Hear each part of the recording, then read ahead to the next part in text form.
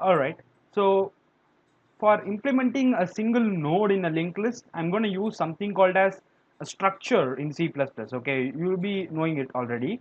So I'm going to use structure in C++ in order to implement a particular node. Then I will create copies of lot of structures. Okay, so first of all, I'll be creating a structure that is going to act as a user defined data type.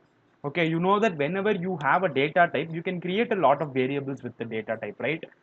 Say for example, integer, float, a lot of types are there, and you can create actually your own variables, and you can store your own values on that, which are of that particular type. All right, so now I'm going to define my own data type because it's going to be my own data type. It's going to be user defined data type. Okay, as you can see here, it should have a left field, right field, and a data field. Okay, so I'm going to define a data type like this, which will be having a left field, a right field, and a data field, right? Using that concept called as structures in C or C++. Okay, both more or less they remain same. All right.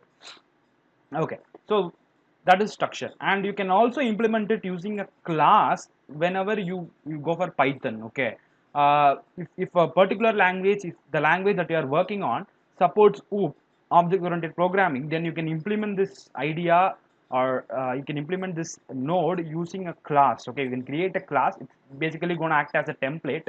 Then you can create a lot of objects which are going to act as all your nodes. All right. Okay, let me tell you that also if time permits. Okay, because some of you might be working on Python or some other languages. Okay, that's completely fine. Okay, all right. So let me give you the structure what I'm going to use.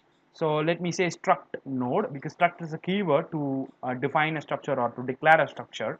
Okay, struct node, and it's going to be a self-referential structure. Okay, it's a special type of structure called as self-referential structure, which means that because a structure variable here, if you talk about a structure, it is a structure variable. It is pointing to another structure variable, right? It is pointing to another structure variable. That's why it is called as self-referential structure. It is referring to its own type, right? A type, a structure type referring to its own type. That's why it's called as self-referential. Okay, self-referential structure. Let me call it as node. Then let me have int, okay, data. So it's going to be the data field first of all. Then I can have one more variable. Let me call it a self-referential pointer, because it's going to be holding a pointer variable.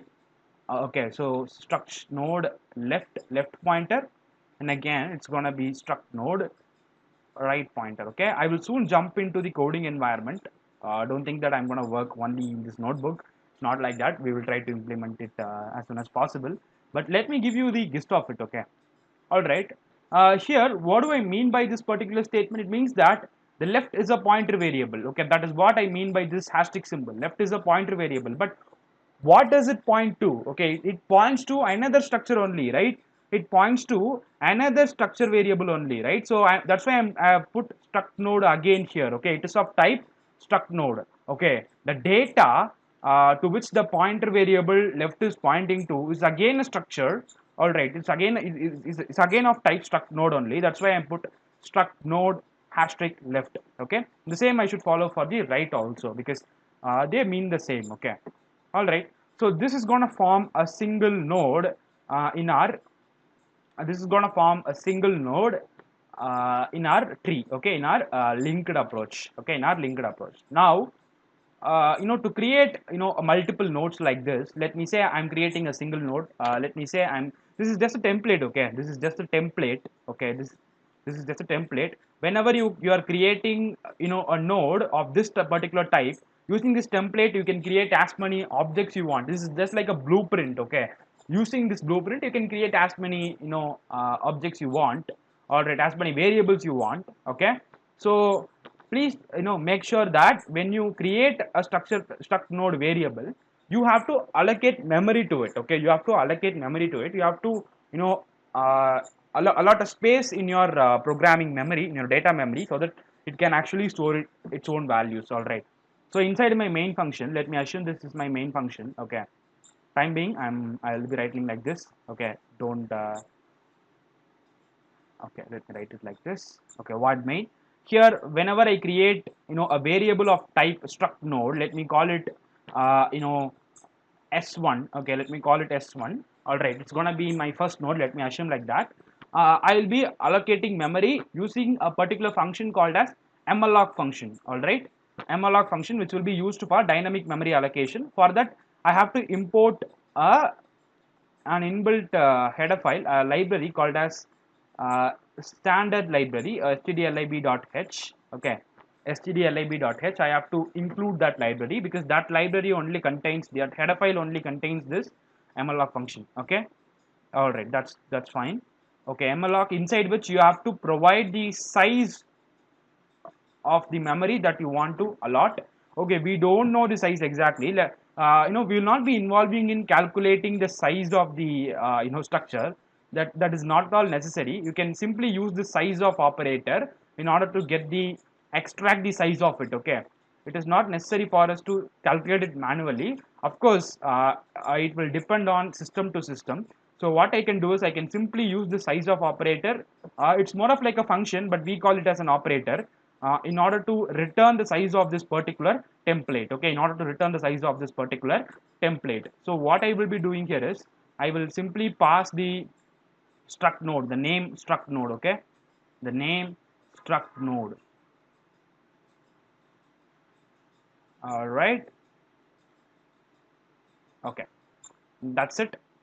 Then in front of which, what I can do is I can do my typecasting. Okay, so what malloc will basically do is, it will try to allot this particular space for you. For example, if struct node is of let me assume that struct node is of 8 bytes, or okay, let me assume that it is 8 bytes, then 8 bytes of memory will be allocated. 8 bytes of memory will be allocated, and malloc will return the initial pointer of those 8 bytes. Okay, if 8 bytes of memory is allocated in your heap, basically allocated in your heap memory, then the initial the initial block, right, the initial block's pointer, the address will be taken. Okay, the initial block's address will be returned. That's what malloc usually do. The initial block's address will be written. Okay, so because you have to know the address. Okay, you have allotted a memory, so you have to know the address. All right. Okay, so the address will be written, but that address you have to typecast it as a node address. Okay, because it may point to it will usually be a void pointer. I hope you know what is a void pointer. So you have to typecast it as a struct node again. So struct node star, I have to say struct node asterisk in order to typecast the address. By doing this, what I'm saying, trying to prove here is I am trying to point to a node only. Okay, so I'm using basically an address.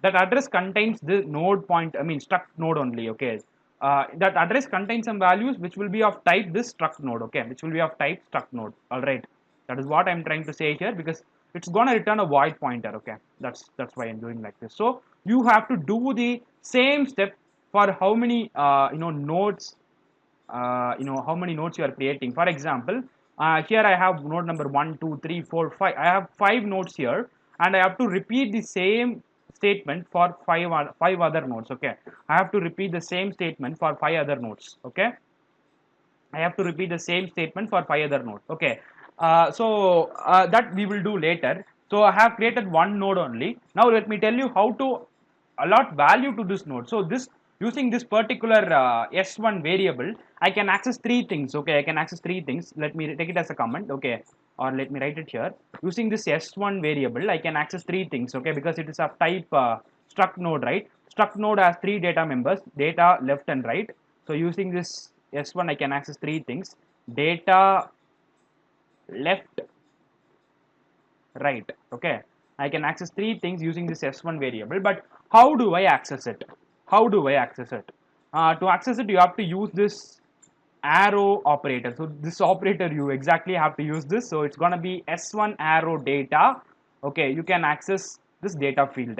If you say s1 arrow left, you can access the left field. Okay, so using this arrow operator, you can access the particular field in that node. Okay, in that node, if you want to access a particular field alone, then you have to use arrow operator. Okay, s1 denotes the whole node. Okay, s1 denotes the whole node. S1 denotes the whole node. If you want to access a particular field in that particular node, then you have to say S1 arrow data. If you want to access the left field, you have to say S1 arrow left.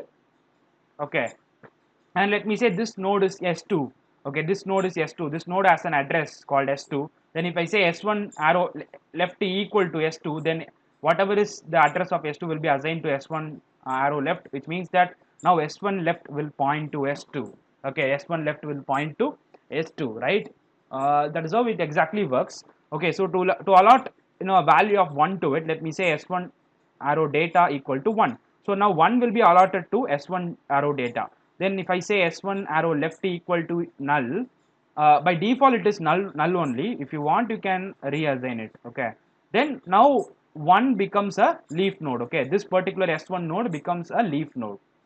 Okay, because as you can see, both the left and right pointers are pointing to null only. All right. I hope you got the flow of it. Now let me try to code it in C++ in the coding environment so that you will be able to understand it easily, right?